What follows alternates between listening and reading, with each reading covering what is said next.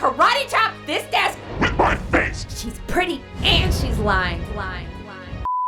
As you guys know, we will be talking about the Casey Anthony documentary. On November 29th, a streaming platform called Peacock released a documentary about Casey Anthony. For some reason, they decided to give Casey the platform to speak 10 years later. I don't know, the Kaylee Anthony case. Hey, Casey, you want to gaslight the entire world? I don't know, but you know, there is a small percentage of the population that has switched and suddenly they believe Casey. It's honestly, I'm going to pop a blood vessel. Even one of my really, really good friends who's like super smart and goes really, really deep into true crime stuff, she said to me the other day, she was like, but how do you know George didn't do it? And I was like, no, absolutely not. Because this is what narcissistic people do. They get you to listen, they spin you up, and they go all over the place. They point out this person, they point out that person. I'm gonna lose my fucking mind today because you guys know what I do on this channel is talk about narcissists, manipulators, and crazy people, and I have to shake it out of you. I gotta shake you and then bring you back to the ground and put your feet on the ground. So I have a couple videos coming out pertaining to Casey Anthony. I will not be watching the documentary, and I suggest that you don't either. This is an actual clip from the Casey Anthony documentary. This is unedited. This is the clip. Remember the internet searches.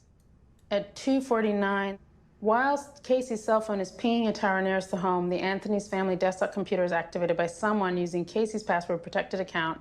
At 2:51, someone does a search for foolproof suffocation. Let me be clear what the interviewer is saying. She is saying that at 2:59 p.m., Casey Anthony's cell phone pinged off of a tower to her home, whereas no one else's did, meaning that Casey was home alone. And at 2:59, a computer, which was logged into one of Casey Anthony's password-protected accounts, did a search for foolproof suffocation. Forensically, that is what the interviewer just explained. And this is Casey's response. Wasn't me.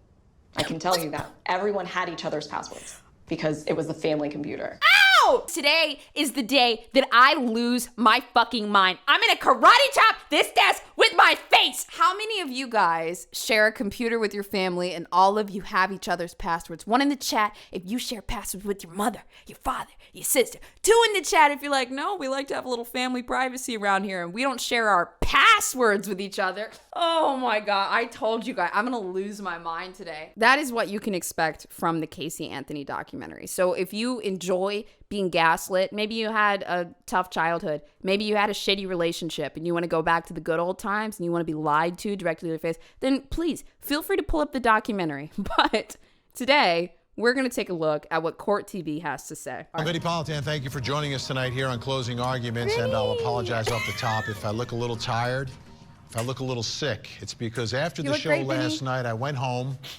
and I went on my cell phone and I joined the Peacock streaming service. I paid the money and then I binge watched Casey Anthony for 3 hours. He looks so mad about it. For 3 hours. And let me go through my little take on what I experienced during, I guess it was more than 3 hours, 3 episodes, during this all-night journey last night. First of all, the way I would describe this docuseries is ridiculously bizarre because it starts as almost a love story between a woman accused of murdering her child and her defense team. Although part of this love story, and it's not a romantic love story, I mean a love story like, this is my family now and they have done all. You know what this feels like? Have you guys ever seen that Key and Peele sketch where it was like the president's anger translator? I want to assure you that we will be looking for new compromises with the GOP in the months ahead. And you know these motherfuckers gonna say no before I even suggest some shit. I feel like Vinny is my anger translator. All of this for me, and we are joined forever with the music playing in the background, and it's bizarre because beneath all of that, and the entire premise of this show is that she tells us in the docuseries what really happened for the first time, something that she didn't even tell to her own defense team. I mean, she's facing the death penalty. If she loses the trial, she goes to death row. That's a great point. That's where prosecutors want to. That is a great point. Vinny is pointing out that Casey has held on to this information, even though they started the whole documentary with talking about how that she trauma bonded with her defense team, yet she didn't tell them the secret about her father. She was protecting her dad. Yeah, her dad that she called a pedophile and then was yelling at when she was on the phone with him, like behind bars. This is all on video. That's the father that she wanted to protect. Oh, come on, dude. I'm about to spit on my mic. Her new story, she's like 100% innocent, and she knows exactly who is responsible, yet for some unbeknownst never told the reason, defense team. She doesn't tell anybody. Like her lawyers, her investigators, her mitigation specialist.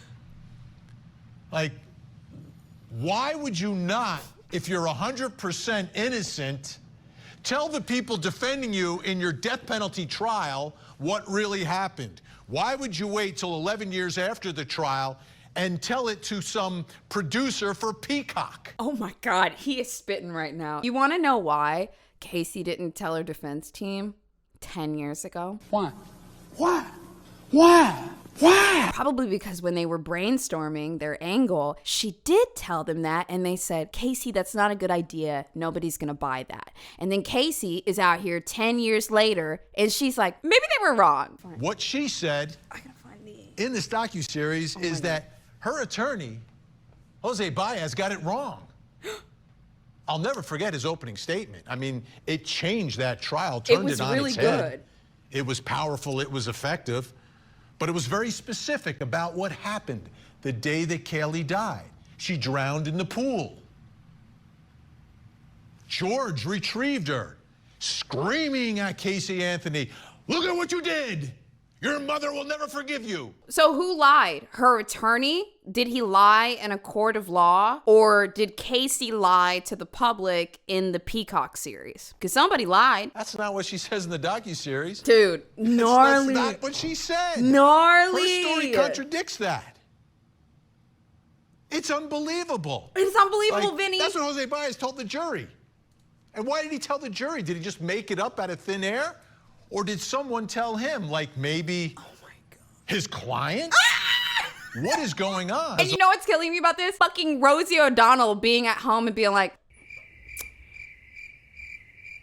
I don't think Casey did it. It turns into the prosecution of George Anthony. By the time you get to the third episode, it's just allegation. He's a pedophile. He molested Kaylee. Dude. He killed Kaylee.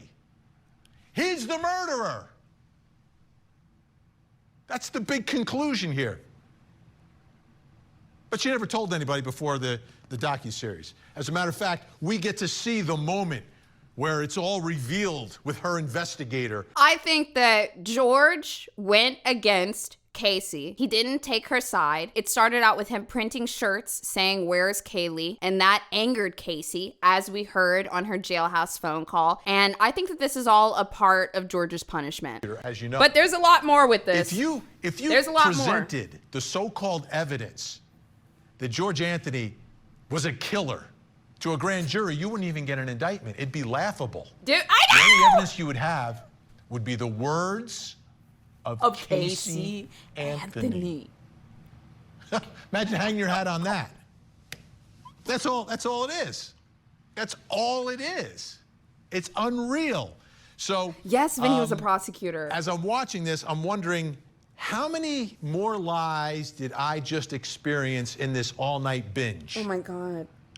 How many more lies? Now, I'm not trained in this, right? I have to base it on other things, but I kind of have a way where I can decipher when Casey Anthony is lying. Oh, tell us, Vinny. And I've deduced that it's usually when her lips are moving. Oh my God, stop! Listen, I drag you guys into Vinny videos all the time for a reason, okay? We love Vinny. We love Vinny, we love you. I'm not trained in all this, but tonight I've got the experts who can talk Bring all 'em in. about body language, Bring 'em in. what you actually see and hear when someone is speaking, what they're really saying. Let me just say, I'm really not a body language guy. I'm not. I'm just not. But you know what? Usually the people that believe Casey Anthony are body language people. There's some crossover here. If they ain't gonna listen to me, we need them to listen to the body language people. That's all I gotta say. Bring them in. Jury consultant, human behavior expert, Okay. Susan Constantine, who was with me years ago down there when all of this was happening. Great to see you. In Loveland, Colorado, statement analysis expert, Lieutenant Robert Schaefer. Great to see you. Great to see you. And you. in Bradenton, Florida, voice stress analysis expert, Jerry Crotty. Great to have everyone here. I'm just trying to put myself on this panel right here. Vinny just welcomed me on. Thank you, everyone. What we're going to do together is... Editor, can you put the little Skype thing in my corner too? Let's just make it official. The beacons are in the city! The beacons are lit! Gun knuckles for 8!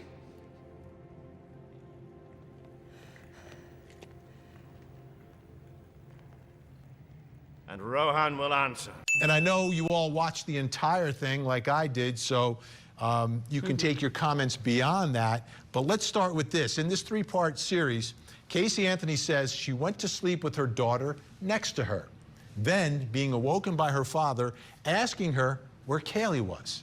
Casey says she searched the house and the yard before seeing her father holding Kaylee in his arms. Casey's story is that he woke her up without the child and said, "Where's Kaylee?" And then she searched around the house and then he showed up with her in his heart. So what's the story, Casey? Like, what the fuck, dude? That story doesn't make any fucking sense at all. 0 sense. It does 0 fucking sense. Also, if you didn't see the documentary, almost any time Casey Anthony speaks, they put the saddest music over it. I can see him standing there with her in his arms and hand her to me and telling me that it's my fault, that I did that, that I caused that.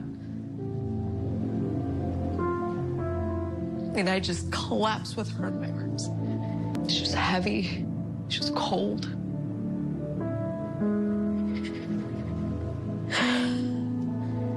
As I'm sitting there with her on my lap, just hysterical. Just staring at her, not knowing what to do. He takes her from me and he immediately softens his tone and tells me it's gonna be okay. That she was going to be okay. That's what he said to me. And I don't know how long I sat outside. I don't know where he went. He took her from me and he walked away.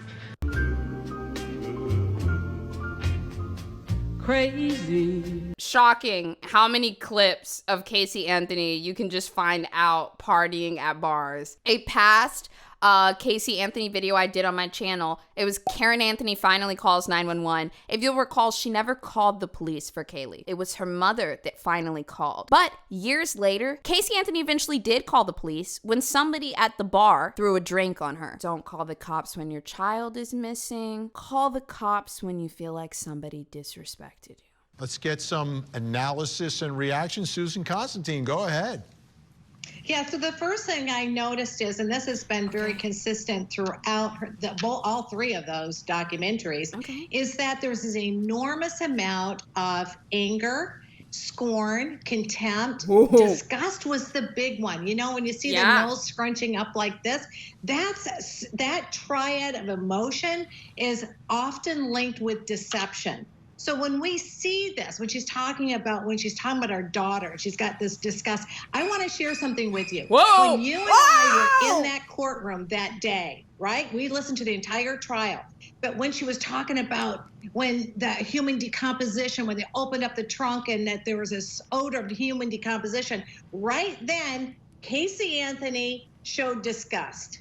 So she's doing the same thing here again. So when she reenacted that moment, when she could actually remember what that odor smelled like, she saw the disgust. This disgust is more about her anger, her hostility that is vented towards her father. That's where that is coming from. And she's doing that because that's what fuels her annoyance. So It's a form of. I think also we saw, just hours of footage of Casey lying. Zanny the nanny saying that she worked at Disney, saying where she met, this, that, the third person. Because Casey's form of staying in control is lying, deception, controlling the narrative. And I can only imagine that someone who is so desperate to control the narrative would also be desperate to control their image. And it must infuriate her that people in America think that she killed her child. I believe this is a desperate attempt to control that image. When you're dealing with the internet, you really have to accept that you have no control. 10 years ago, she thought that the media would just disappear and this whole case would fade into obscurity.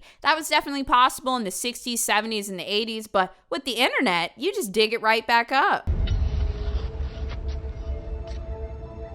I'm tired of this, Grandpa. That's too damn bad! As I looked at that clip, one thing really stands out to me. What I do is look at language. Okay. The story somebody has to tell and the way they put that story together tell me whether that's a truthful thought process. Who produced this? And that Like, who portion of packaged this? her story is told with a focus on emotion. She doesn't give a factual account. There's facts involved, but her goal there is to convey emotion, which is kind of related to what Susan was saying. And when a person recalls from memory, and that would be a truthful statement, that's not necessarily what they do. They want people to understand what happened. She's more concerned about conveying emotion, how she felt, how she was made to feel, rather than the facts of what actually happened. So that would be symptomatic of a suspicion of deception. Jerry Crotty, your thoughts? Wow. Well, I get to analyze what she says through a computer program. We have the visual body language expert. We have the language expert. And now we have the computer man? When people are being truthful, there is no real conflict. It just comes out very smoothly, and it's spontaneous and everything else. And so when I analyze a lot of her statements, as you will see, that you will see this conflict on her through most of her testimony that she gave during her documentary. And, it's just fascinating to watch, just like you said. What do you mean by conflict? You have two sides of the brain. You got one side of the brain let's just call it pure. One side says do it, the other side says, we're not doing this today. But unfortunately, you can push it through. And what ends up happening is that stress, that reaction, that conflict that occurs in the brain, it goes out throughout the body. And that's what everybody's looking at here. I find something else interesting. A lot of times when dealing with a death or a murder of a very close family member, especially your daughter, people create this mission years or a decade later to make sure this doesn't happen again. Maybe it's a foundation, maybe it's a law, something like that. I find it interesting that rather than doing that, 10 years later, Casey's main concern is clearing her name. Susan, one thing that I noticed just looking at, there was a lot of stuff going on in her face. And I noticed a lot of times she would finish saying something and kind of do a little thing with a little lip. I would see that a lot. Vinny trying to participate in body language or something, and then it would stop and it'd be. Dude, I love Vinny trying to participate in body language. He's like, I saw this thing, this little lip curl. What is that? What is that, doctor? So anytime you see an asymmetrical movement, especially with the mouth, that's associated with contempt. But what she does is it's more like almost uncertainty. It's almost where she bites the side of her mouth. It happens right after a statement. So when she says something and then she can hold it for a certain amount of time, then the duping delight pops out. You see the side movement, that the asymmetrical movement, which is. So my theory, this is just Bo's conspiracy land, is that Casey is angry with George because he didn't do her bidding. He didn't take her side. He went against her by rooting for Kaylee. If, what we think happened, right? I feel like a lot of these things she's punishing George. She's taking out her anger for all this mass hatred she's taken from society and just channeling it into George. Now, years later, I find it interesting that she's also turned on Jose Baez, who is essentially the man that saved her from jail. I wonder if there's some story there where later down the line, she didn't get something that she wanted from him, and now she's turned on him too. This is a pattern with certain types of people where they take from you and they take from you, they take from you and they take from you, and then eventually when you set a boundary, they turn on you, and you must be punished. Because this was the game changer in the And maybe trial. you've met It was that type of person powerful. before. It turned everything on its head. Let's listen to it one more time. What? How in the world can a mother wait 30 days before ever reporting her child missing? It's insane. It's bizarre. Something's just not right about that. Well, the answer is actually relatively simple. She never was missing. Kaylee Anthony died on June 16, 2008, when she drowned in her family's swimming pool. You're gonna hear that Kaylee loved to swim, and Kaylee could get out of the house very easily, and it escalated. A couple things pretty amazing in that clip, because in the docuseries, she says she had no idea what he was going to say, and she didn't know that he was going to get into everything that he did. Guys, there were brainstorming sessions going on between these two. Okay, that's how they like bonded so well. They planned this, and then to lie to my face as a member of the public society, to lie to my face and to lie to your face and say, I didn't know what he was going to talk about. Baby, that's lie number 7. And if you're still believing Casey at this point, there's a point where there are so many lies, and then eventually the lies get so heavy and you're afraid of being wrong. I get it. I understand. I'm so scared right now. You shut up. But some people will lie to you, and you need to know that. I'm gonna just say this because I know some of y'all are in chat saying like, God, Casey's so ugly. No, damn it. Casey's pretty, and that's what makes it even more difficult. It's like our faces are programmed to just believe a person that's pretty. We're like, no, why is she crying? No, God damn it. If we can just acknowledge she's pretty and she's lying, I don't know. Maybe we'll break the code. I have no idea. Baez told the jury his client was molested by her father and her brother as a child. And now, 11 years after she was found not guilty of murdering her daughter, Casey addressed the same accusations in the Peacock docuseries Casey Anthony, Where the Truth Lies. When I was 8 years old, my father started to come into my room at night. I was physically hurt, scared because I was physically hurt, and I can't tell mommy what happened. She'll get mad at me. That's what I was told. I don't want to talk about this segment because there's just too many people that have been genuinely hurt, and you know,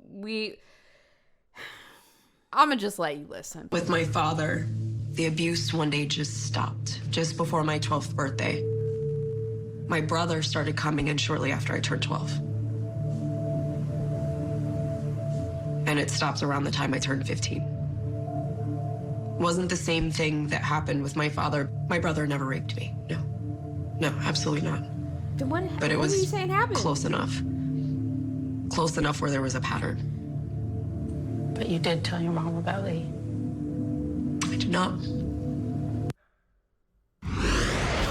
Are She they also about makes to break one this more down? accusation of rape in the docuseries, and that is by Kaylee's father. I do want to point this out. After Casey came out with these allegations about her father and her brother, they completely stopped talking to her. They just basically disowned her from the family. And George later did an interview that said that it was too painful to ever speak to Casey again because he didn't even know what he would say. If you're going to put yourself in Casey's shoes, you should really put yourself in George's shoes too. It's only fair. We just heard her there accuse her brother and her father. Jerry, I'll start with you. Do you hear that same conflict during this part of her statements?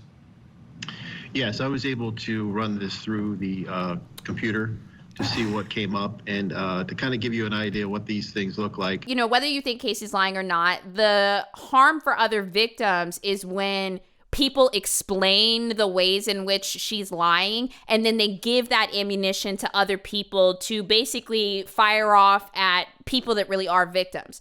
Christmas tree over I my hope shoulder that's here. fair. It's I hope just that's a pointy fair. top, looks just like a Christmas tree. If it looks anything other than a Christmas tree, that's when we start to kind of pay attention to it.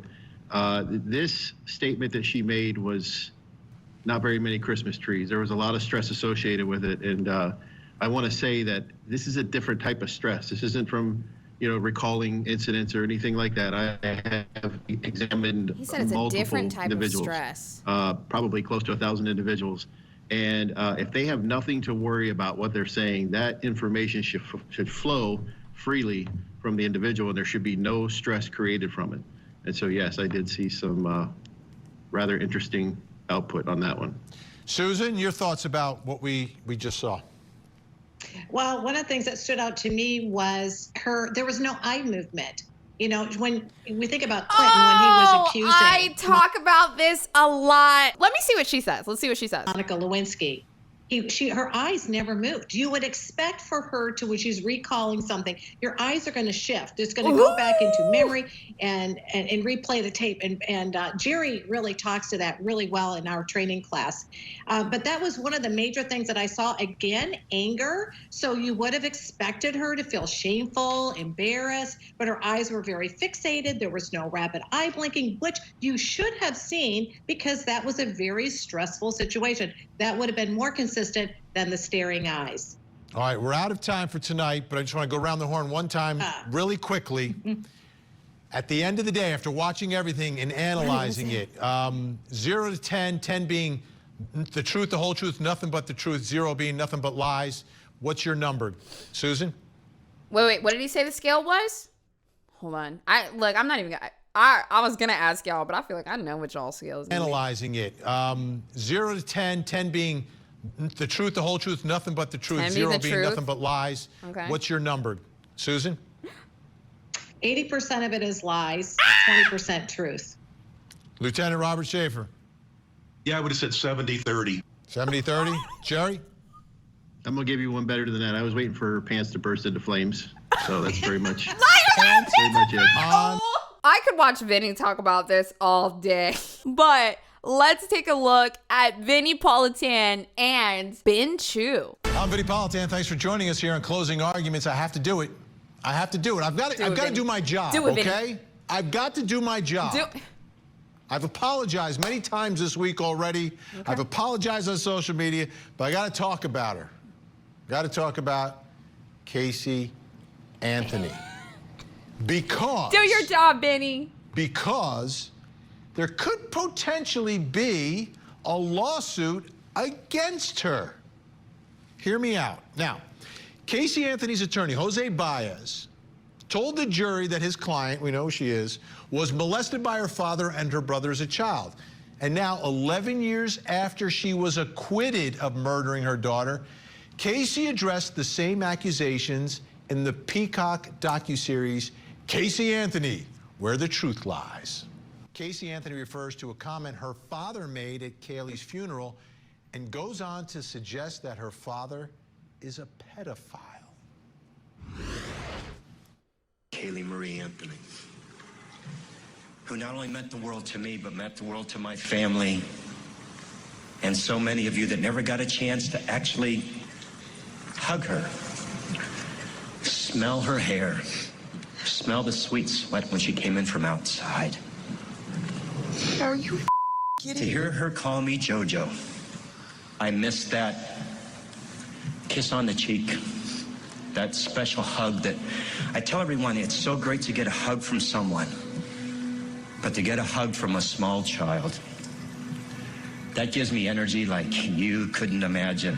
I feel like it's really, really easy to slow that down and make it sound really creepy. And when it's slowed down, it does. I totally hear you. To me, that sounds like a grandpa out of context that's trying to write something poetic. And Casey's like, we got him. Ladies and gentlemen, we got him. That's what it sounds like to me. If you disagree with me, that's fine. I do not think that that clip is indicative of anything at all. You're telling me that this is the first time that Casey watched that ever? You didn't watch your child's memorial? I bet you the rest of George's entire speech is laced with more descriptors about different things, about the day, the smell of the air, or something. But when we leave that out, it makes that one part feel really, really weird. Why haven't we seen a single inkling of anything else that's indicative of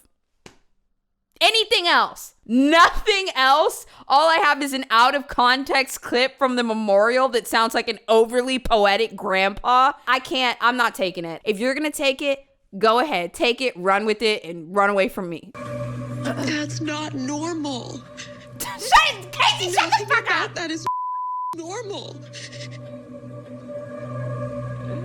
You're outright telling the world that you're a pedophile. And then they take the out of context things and they have to give it firm meaning because they need you to know what they're trying to imply with that clip. Normally, if it's that strong, it's gonna speak for itself. But when you hear the person try to give it meaning like that, it should really raise a red flag. That's a red flag right there. Theme throughout, and really coming through the words of Casey Anthony herself, that what really happened to her daughter was Casey fell asleep, and then her father shows up with little Kaylee and says, "Don't worry, everything will be all right," and then disappears with her, and then she's found dead in the woods. And then her and her investigator talk about, he must have smothered her. Very possible. And he smothered her after he's trying to molest her as well, because as she's accusing him, he's a pedophile. So with that in mind, a lot of people are like, this is outrageous. You got to do something about it. Can't you do something about this, George?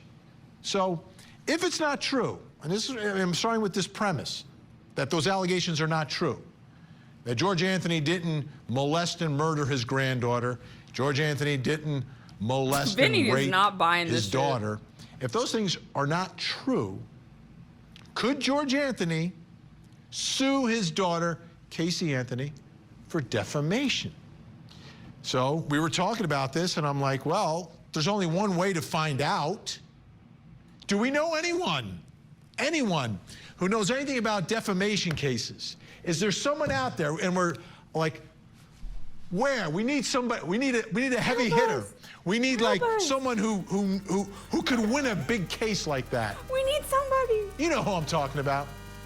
Joining me tonight, Washington, D.C., trial attorney, partner with Brown Rudnick, Welcome, LLP, and the lead attorney who represented Johnny Depp during his successful defamation case. I'm sorry, dude. Ben Chu's demeanor is just so funny. He's like, oh, hey, Vinny. Thanks for having me on again. Ben has probably been traumatized by the Johnny Depp and Amber Heard trial. And a friendly reminder, Ben is just a man that was doing his job. He was doing his job. And he was a man that was doing a good job at his job. And that's what he should be remembered for. We're talking about a potential suit here. If someone like George Anthony was going to bring a lawsuit like this, he'd have to go see an attorney like you. How does an attorney who represents people claiming defamation, how do you sort of vet the case? Oh, interesting. Like, what makes you take the case versus not take a case like this? What would a defamation attorney, what would the meeting be like with the client? What would you discuss, and what would be some of the factors that you would take into account here? Well, Vinny, as you know, and you're assuming truth, but truth is always a defense in any defamation case.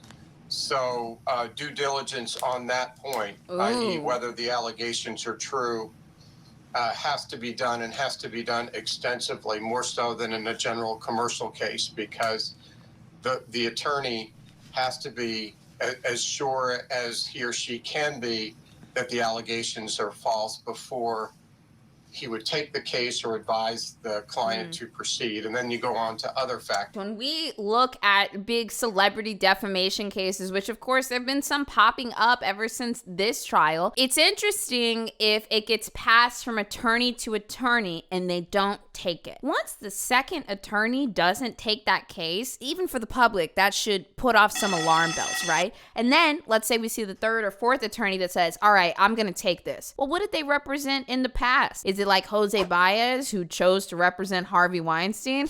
I mean, that's something that you can look at very easily as a member of the public. Go ahead. What are some of the other factors you're going to take a look at there?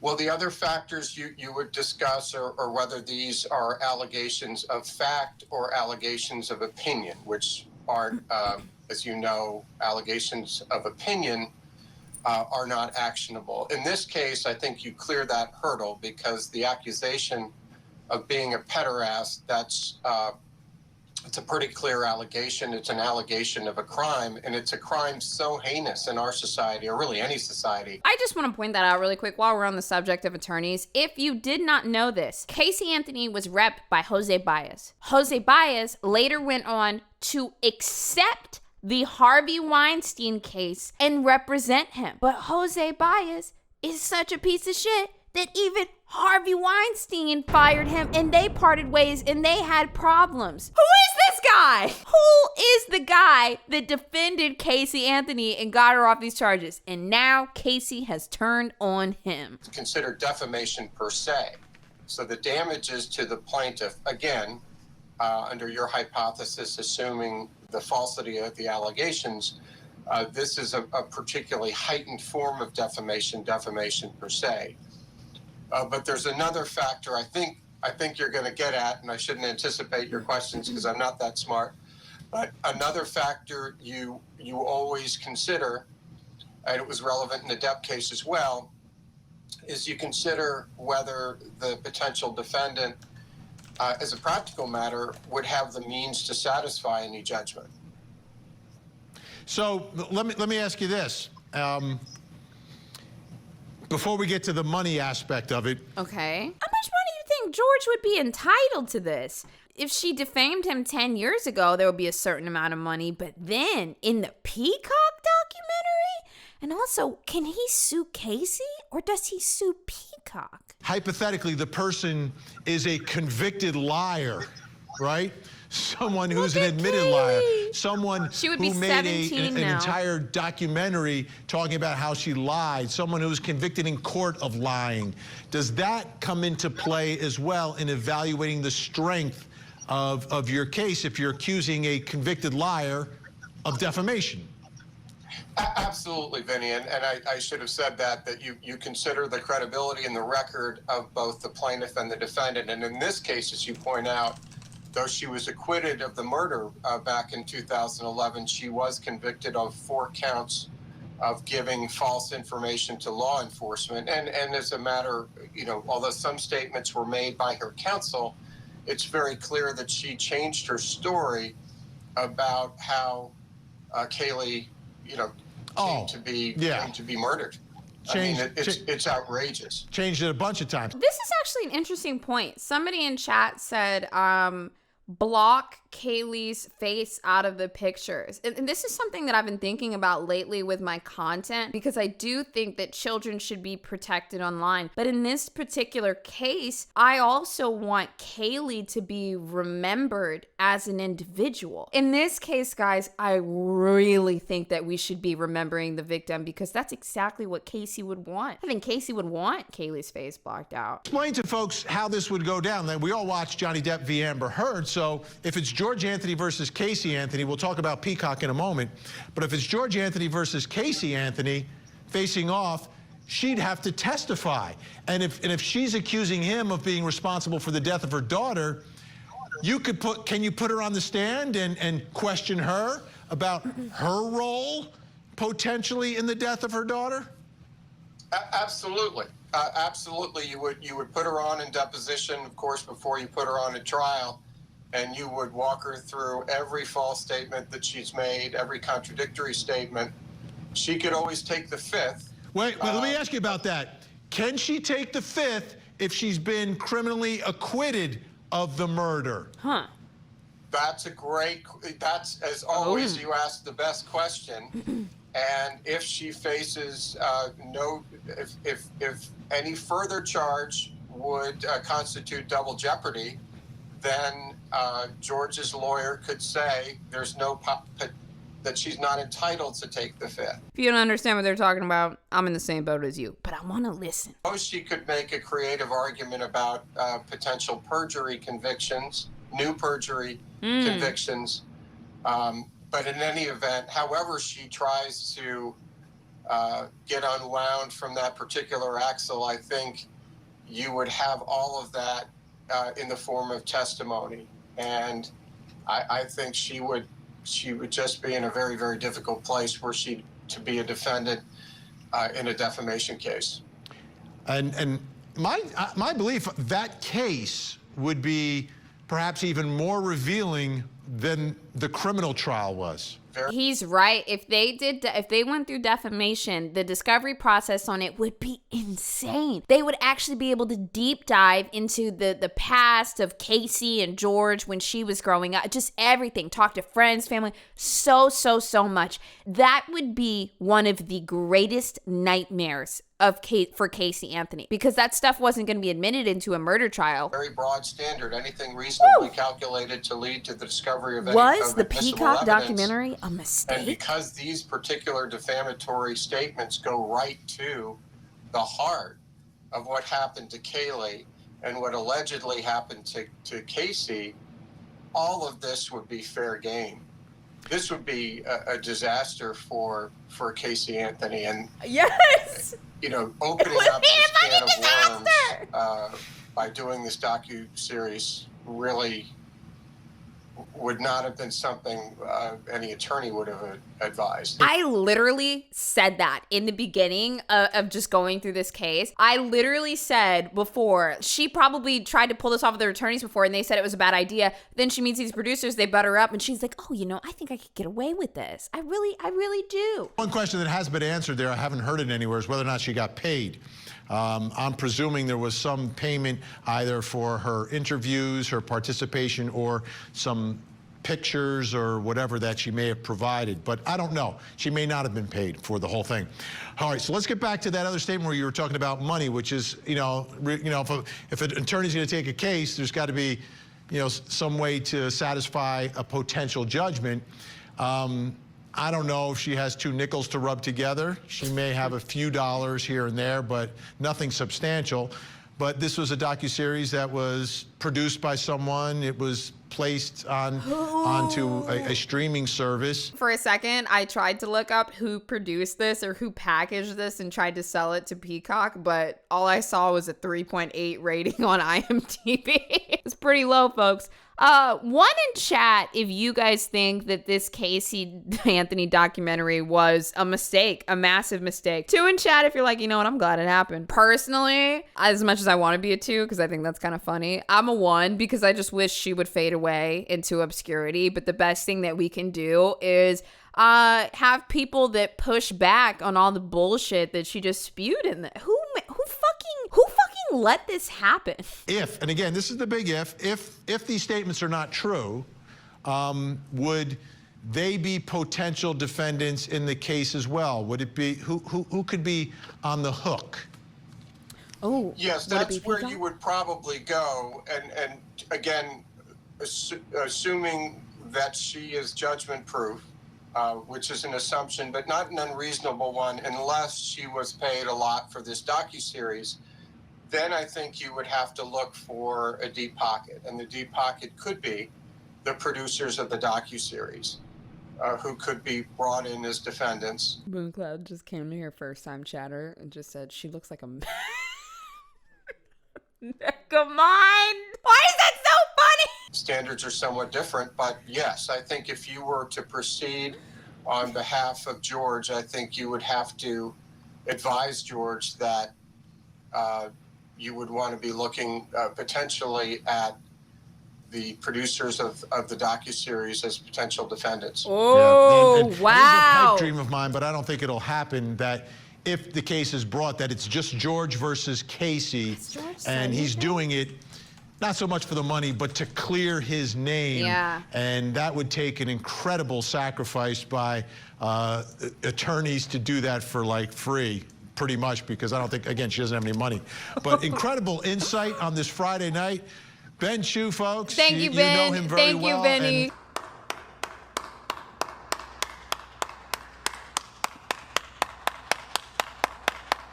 I found some articles that I very quickly wanted to share with you. I looked up George Anthony because I was like, where is George? George is acting the way I'd be acting. I would just be in shock. I would be like, I can't believe this is happening. I spent money on you. I raised you. I loved you. I cared for you. I cared for your granddaughter. I did all of these things, and this is happening. I would be in shock. I would be in disbelief. But, you know, walk in Casey's shoes, walk in George's shoes, whatever. But next, we're going to walk in the judge's shoes, who came out in an article recently and said that the believability is pretty much zero. Casey Anthony Judge said he doesn't believe her new documentary claims about her father, George, staging her daughter's drowning after alleged assault. The judge in the trial came out and says they don't believe the most recent claims. Judge Belvin Perry Jr. said he didn't believe her story back in 2011, and he doesn't believe her most recent claims.